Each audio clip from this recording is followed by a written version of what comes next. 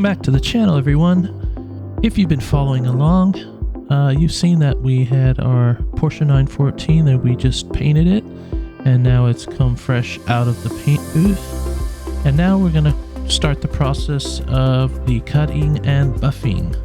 I'm gonna show how this process is done from beginning to end. This is another long form video with a lot of work to get done here, so we're just gonna jump right in. If you enjoy this content, please help us out by giving us a like and subscribe. Also, if you find this content particularly useful, why not buy me a coffee? See the link in the description. And we're always happy to know what your comments are.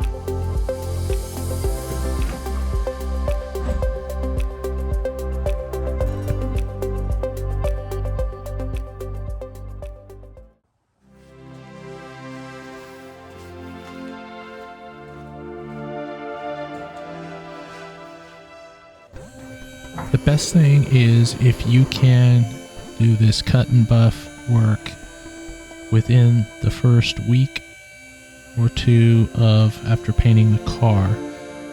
That way the clear is so much softer, it's so much easier to sand, and just takes less work.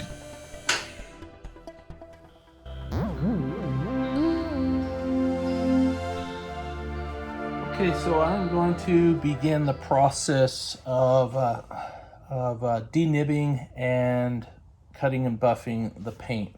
Okay, so this paint is about 2 to 3 days old, and this is perfect time to start this process.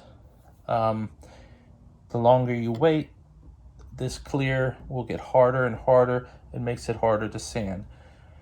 What are we doing here? So when you paint a car, you have you'll get varying degrees of orange peel. Orange peel is just like it sounds. It is the sort of orange texture finish that you see on basically every car that is produced, but you know, a certain amount of orange peel is fine, but you don't want to have too much, and you certainly don't want to have areas of dry spray. So this gives you an opportunity to adjust that everywhere and get it all the same to whatever level of orange peel you like. Whether or not you want the car completely flat, that's up to you. Obviously, a car completely void of orange peel is more of a show car look, you know. So that's what we're doing mostly with the 1500 grit sandpaper. The second thing we're doing is the denibbing process, and that has to do with any dust that gets into your paint while you're painting your car. Now, someone could say, well, you should have just used a spray booth. Well, a spray booth will help, yes, but even in spray booths, you will sometimes get dust in your vehicle. But denibbing is a way of removing those dust nibs, and you can do that in several ways. First, you could just use sandpaper to do it. But sometimes the dust nib, you end up sanding around the area where the nib is using that. So if you use something like this, or what this allows you to do is just target the dust nib itself, get that removed, and then you bump onto sandpaper. If you don't have a tool like this, and this is what this is right here, it's a carbide I think it's tungsten steel. It's very brittle.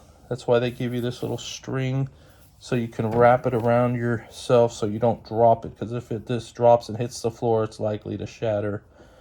Very sharp blade here, and it's got different sides. It's got one side has sort of a rounded shape and the others have just flat. So depending on what you're doing, right?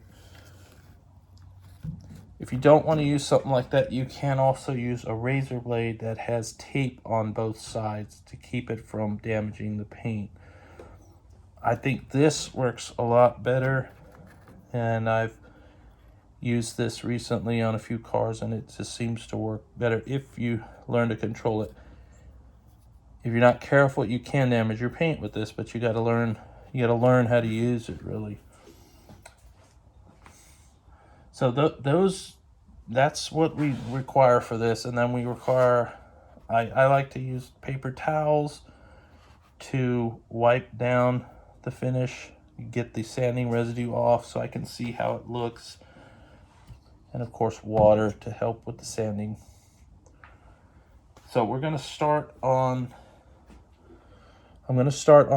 working on some of the worst dust nibs. Some of the nibs are so small they'll come out when you sand it with just a little bit of sanding, but some of them are a little higher and they'll need a little more work. So I'll start on the high dust nibs first. Okay, I've got it zoomed in here real good on one of the dust nibs, right? And I'm going to come in here with this tool and I'm just going to start kind of feeling it. I don't like to just ram it into something and then you end up pulling off paint with the nib, right? So I'm running it real low,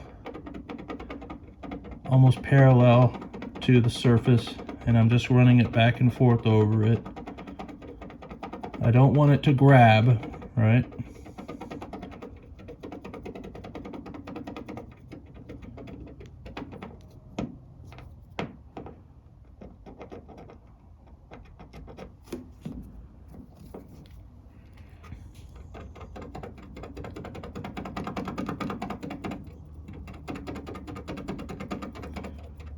And the more you do this, the more you feel like it starts coming off, and the more you can be a little more free about the use of the tool.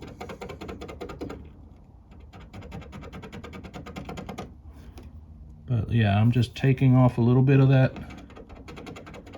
dust and clear at the same time right there where it's raised.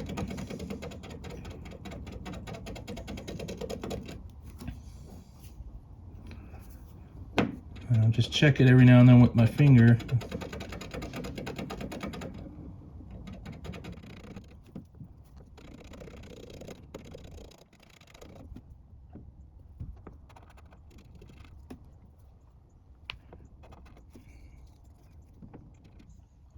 And once you get it down to a certain point, it's best to just stop, because you got to remember this does have a little bit of an angle to it. And so it will dig deeper at that center point. Sometimes that's not good. So you want to stop just a little bit before. And so now that little piece there in the center is sanded. If we sand around it now,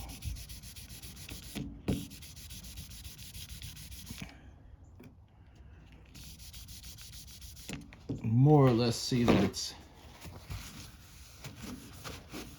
blended in. There's still a little bit of it left. You see that? And this I'm using 1500 grit here on a foam block.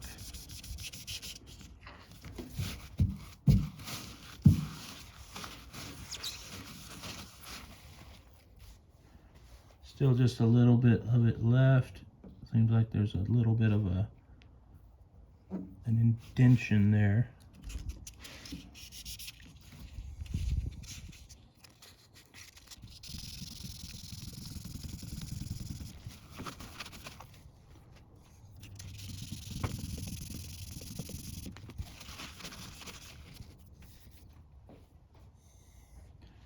So that's more or less gone.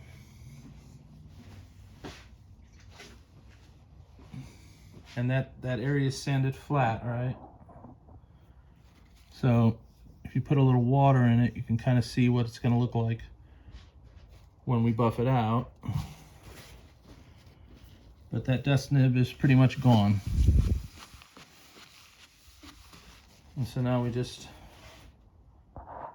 move on to the next nib. And you might be doing a number of these. It might be, you know, into the near the hundreds, or it might be, you know, some of them you get out with sanding, so I wouldn't say it's the hundreds, but you probably end up doing, I don't know, 20 or 30 of these all around. And it's mostly on the horizontal surfaces of the car. Although you do get some landing on the vertical surfaces as well, but typically the hoods is where you're going to have that. I've got a few right there. But yeah, that is a pretty good method for getting these dust nibs out. And then, so there's a lot of work there to get those done. So that's what I'm going to work on now. I'm just going to focus on the big ones, like this one here.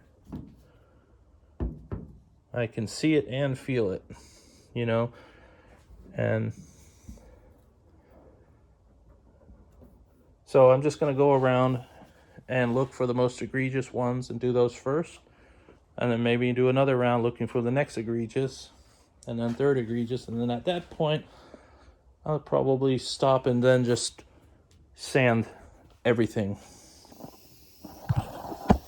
All right, so we've done a lot of denibbing, and now I think we're ready to go ahead and use the orbital. We got 1500 grit paper on there, and I'm just going to give everything a once over with 1500 and see where we stand after that.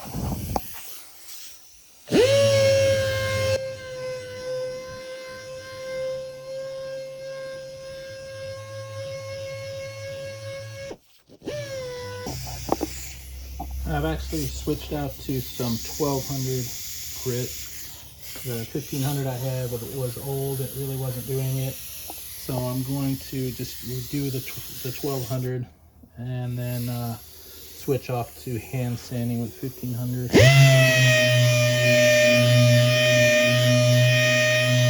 Okay, what I'm doing now is I'm going to go ahead and start block sanding with 1500. And what that's going to do, it's going to knock out the orange peel. But by using a block, we're also just getting everything nice and flat, because when, you know, the clear goes on, sometimes it goes on, you know, not totally even everywhere. And this gives us a chance to really flatten it out again and really make it all look nice. But you got to use a block. Absolutely have to use a block. You can use a foam, but for these large areas, I like to use the block. Okay, so I've dried it off from the sanding, and now while it's drying, I'm just looking for any little dust nibs that I need to like do a little more work on. See if I can't move them along.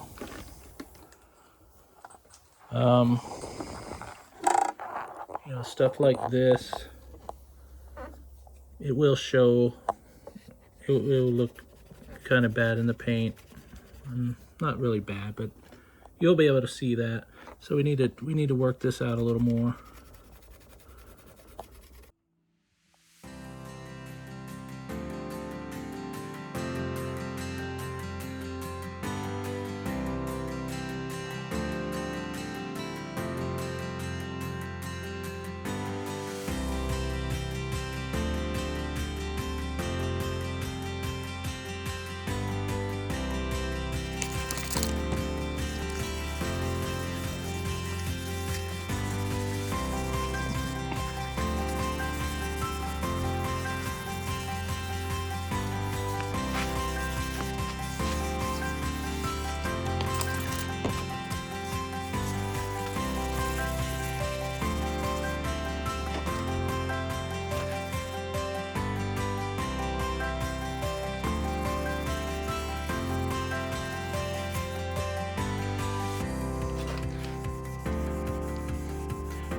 A little bit of dry spray in this area.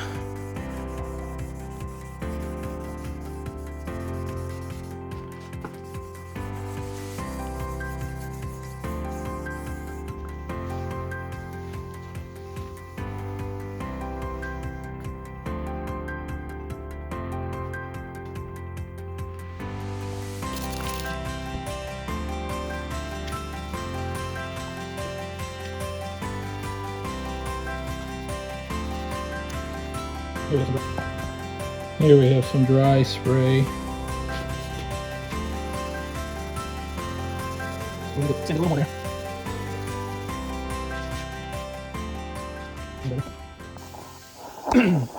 Okay, with the car's now on the lift, and I'm going to take, and I've got a piece of 1000 grit on here, and I'm just going to go over the whole side in 1 or 2 passes just to break it down a little bit, make the work a little easier on me when I switch to the 1500. I've been using 1200 on here, but it seems to be real slow going, so I'm going to crease it just a little bit and try to get some work done here.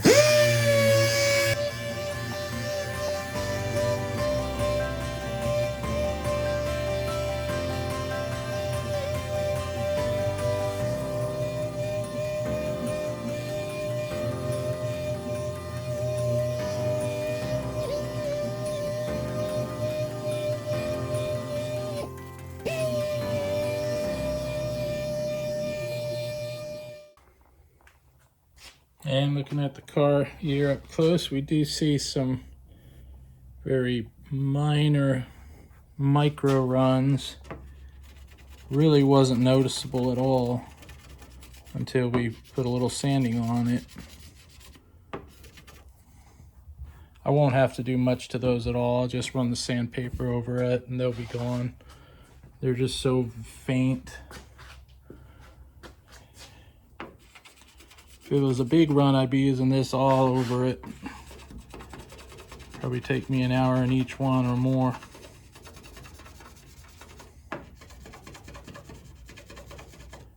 We just got a few dust nibs here. Take care of those before we run the sandpaper over it. Okay, so I'm going to start on this little run right here. I'm just going to wet the area and then just run my a new piece of 1500 over it.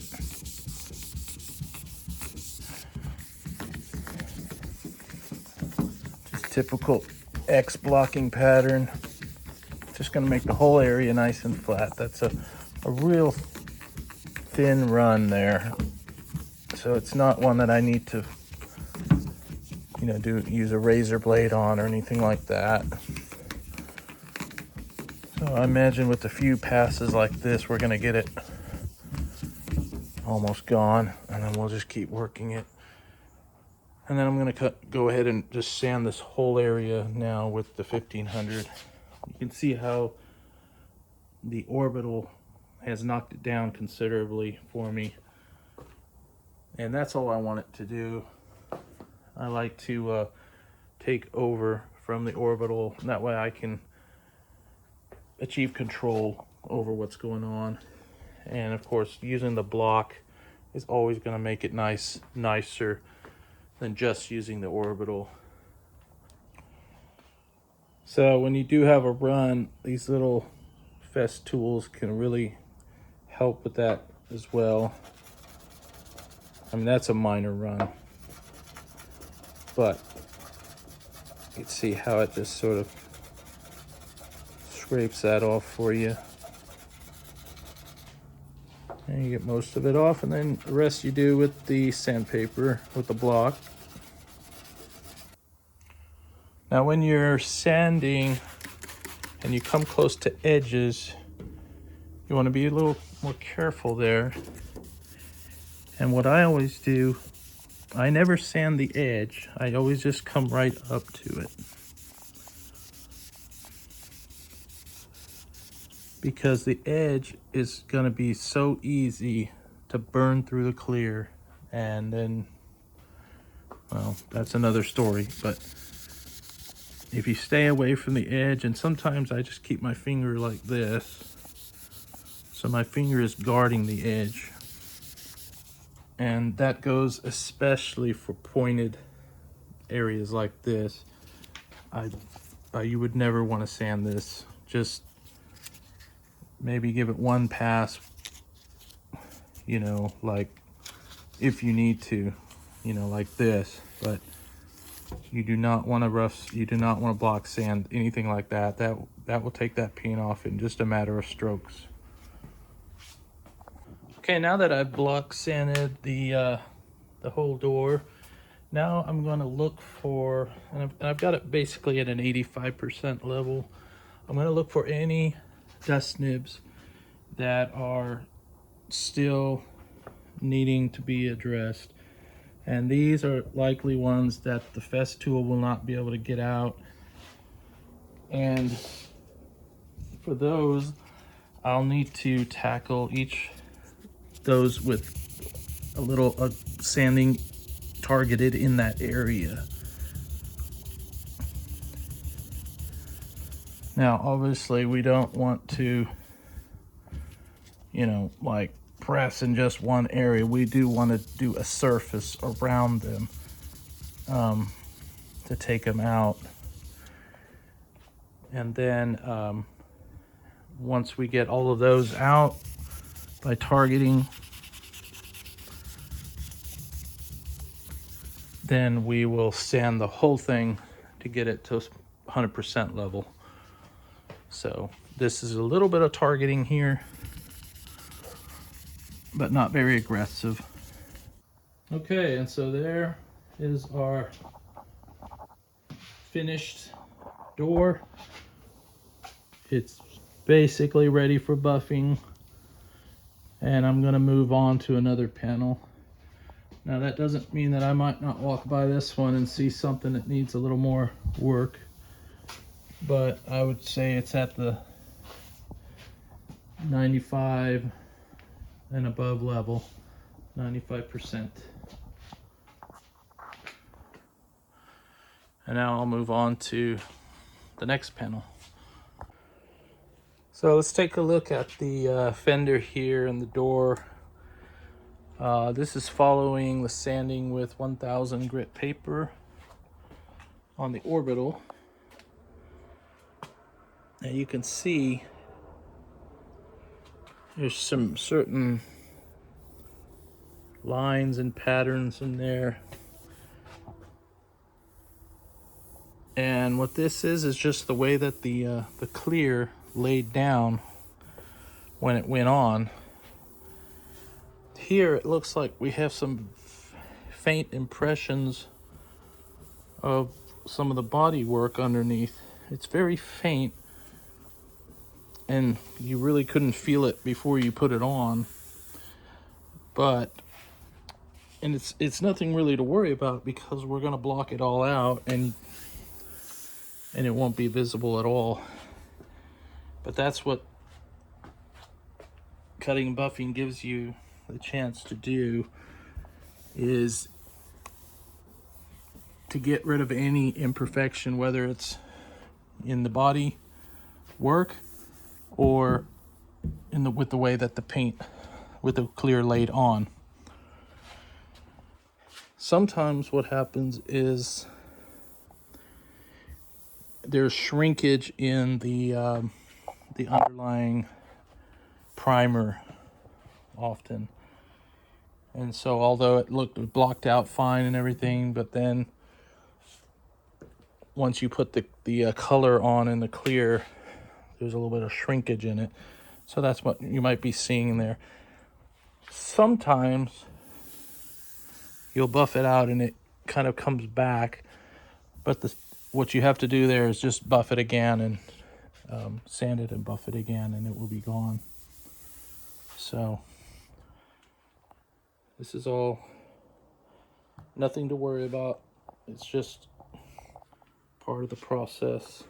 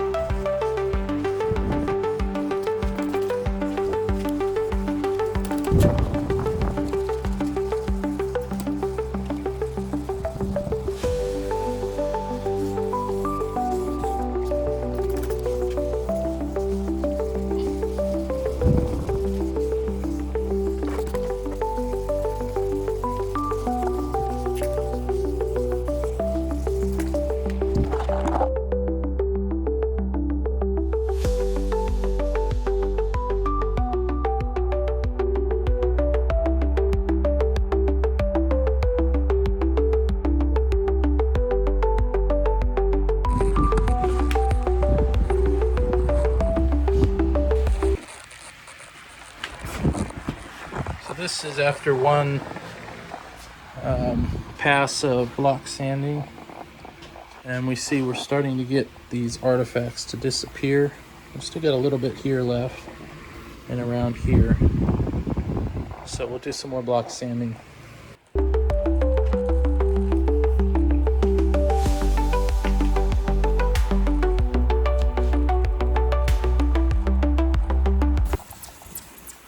So one thing, while you don't necessarily need a lift to do this, having a lift definitely helps out, because I can just work standing rather than bending over most of the time, and that really helps to get this at your working height. I know a lot of people like the 2-post lifts, but I think scissor lifts that don't obstruct the sides are really the best for when you're doing restorations.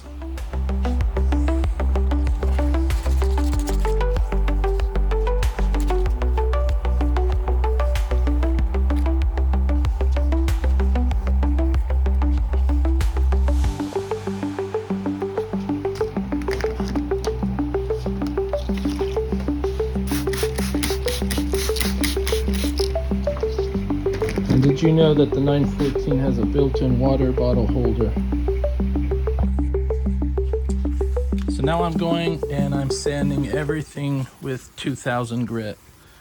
Since I've got everything I could get done with 1500, in other words, I don't see any more nibs or orange peel. But the reason I'm doing 2000 now is so that, one, it's going to make the buffing a little easier, but two, gives me one more chance to look at everything to make sure that everything looks good before I start wasting compound. And it's going to make it less likely for me to have to stop compounding and break out the sandpaper and hit a spot a little more, because that's just going to take more time. So this is just sort of a little preemptive step. And you should note that the compound will take out as low as 1200 grit scratches. So we're already doing 1500. Now we're coming up to 2000 grit. So there's no problem that the compound will definitely get it out. But I wanted to go a little bit beyond that just to make the process a little smoother. Okay, so now the car is completely sanded flat with no more gloss anywhere. finished off with 2000 grit paper. So I'll just take around, have a look at everything. So at this point, we should have no orange peel, or really just whatever you find acceptable as orange peel. And all the nibs should be gone. And so I believe now we are in good position to go ahead and start buffing, and I'll start a little test area right here and see how it goes. Okay, so this is my buffer right here, and I'll be using 100% wool compounding pad with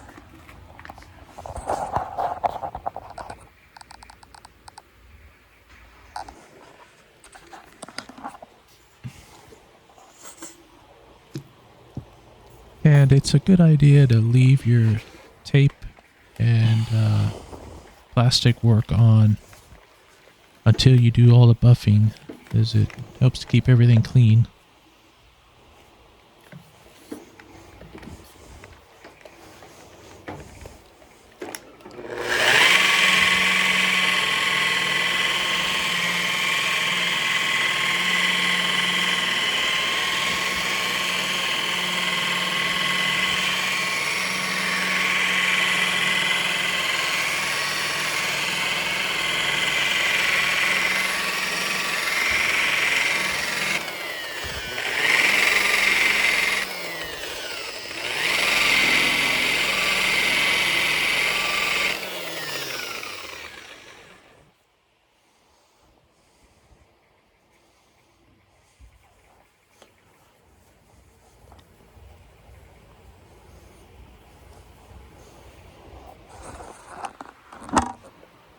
And that's what you get for one pass of buffing.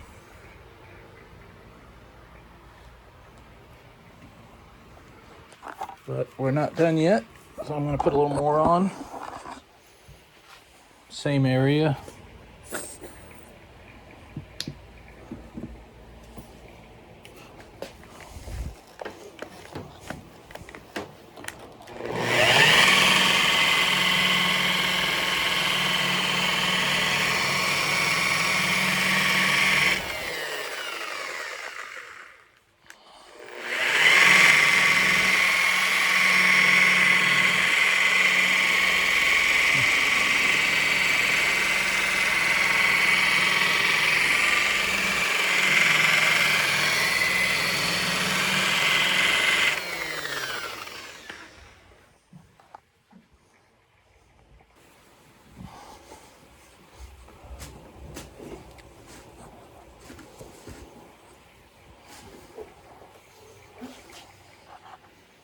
Still needs a little more buffing,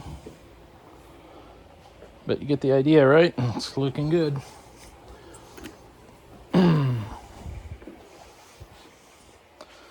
So how do we do something like this? Well, we're going to be very careful about it. We don't want our buffing wheel to be, we only want the soft part of it to be in there, right? So we're going to be very careful.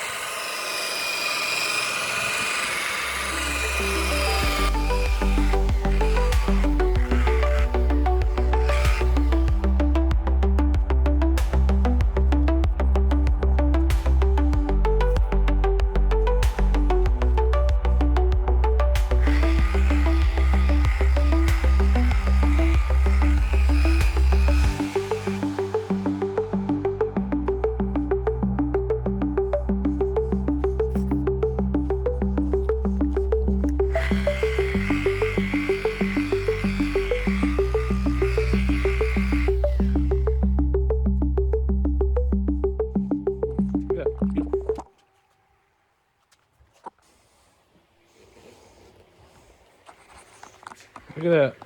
It's beautiful.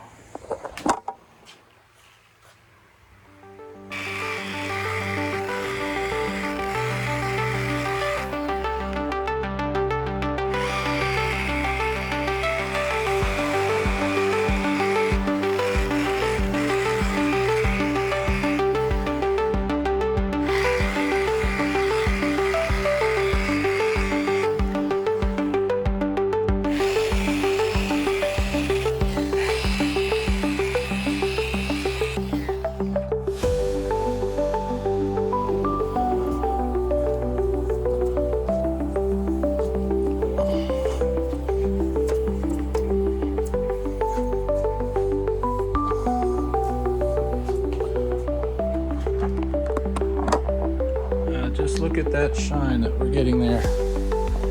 Look at that. See that reflection in there? And we're not done yet.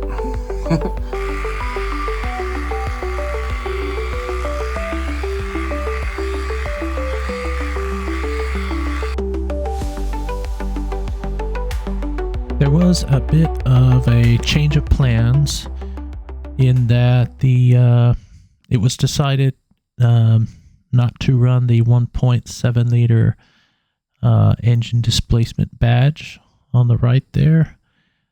Of course, this should have been done before painting, but being it as it is, so we took a little pause from the buffing operation to go ahead and seal up these holes.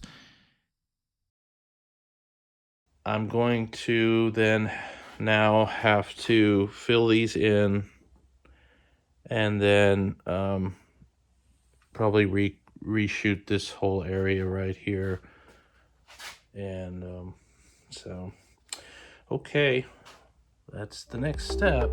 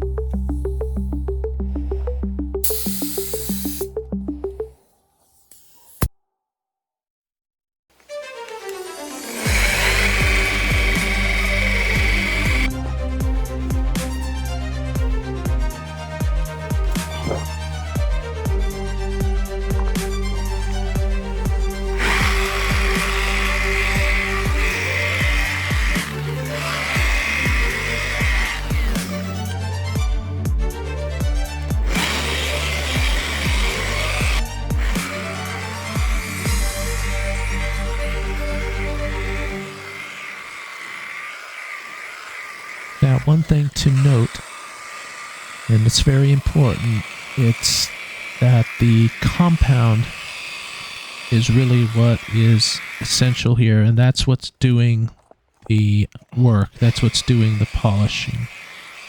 If you run the machine without compound or with just water or something, you're not going to get any real polishing going on. And you definitely don't want to run it dry. But the compound, it gets used up, and once it's used up, then it doesn't have any more polishing capability. So you just have to put more compound on if you need to polish more. And overall, never ever let it run dry or hot.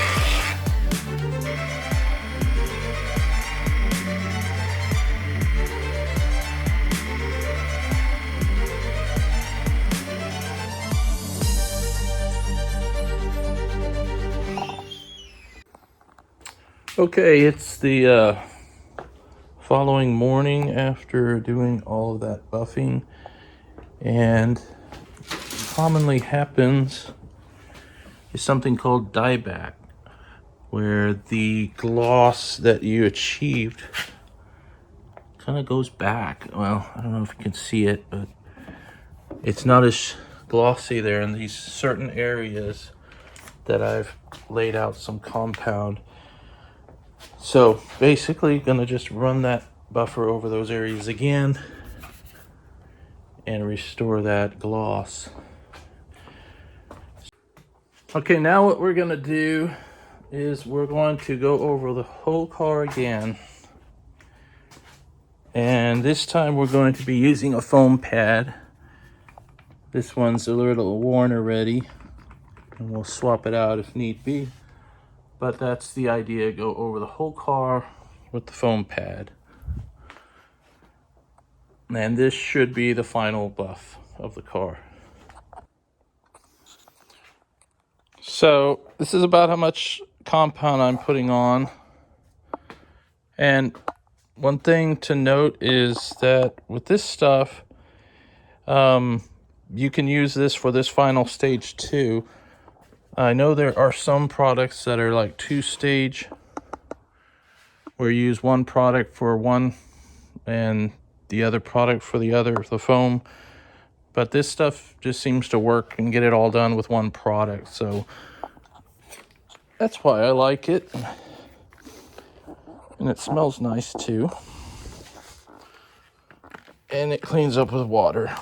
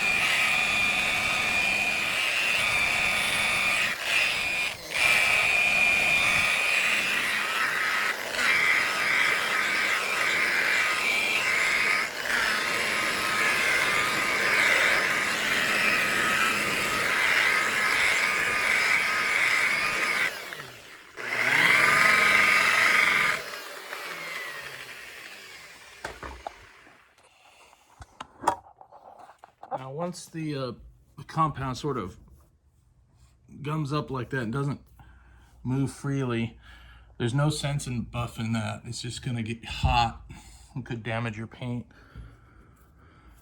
So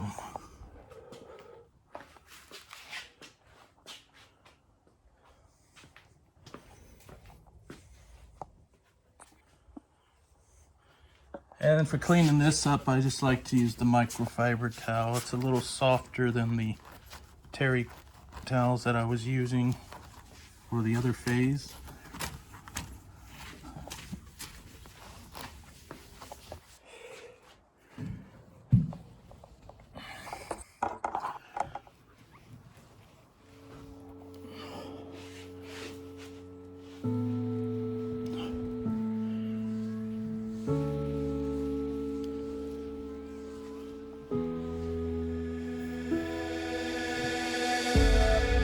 So the cut and buff process is a fair amount of work, but it is a very rewarding kind of work because you basically make this thing shine like nothing else.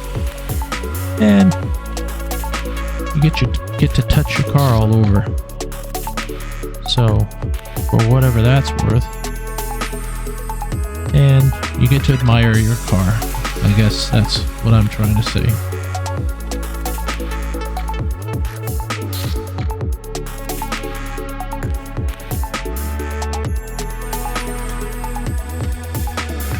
And someone once said it will never look this good again. So, enjoy it. Enjoy the process.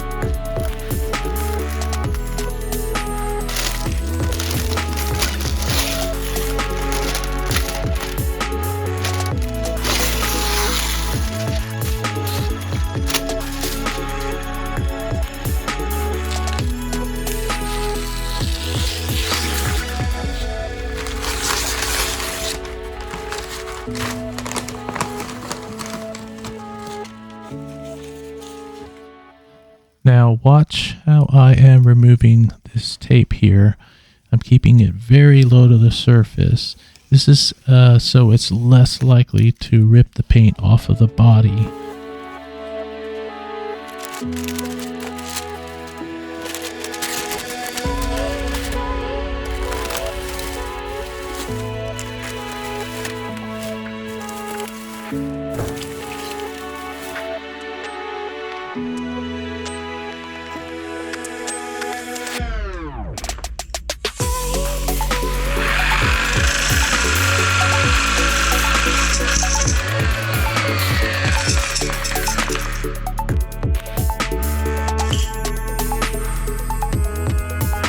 And here we're doing some final buffing on the car after it's fully assembled. You might find that you'd like to do a little more polishing.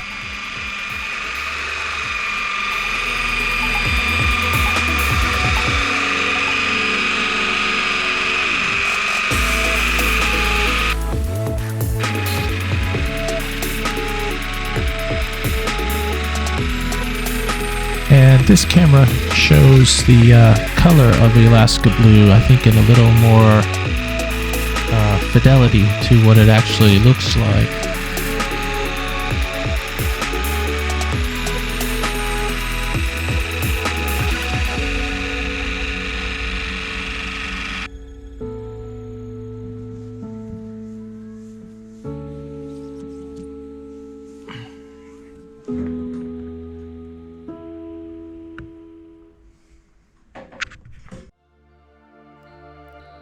And that's all we have for today.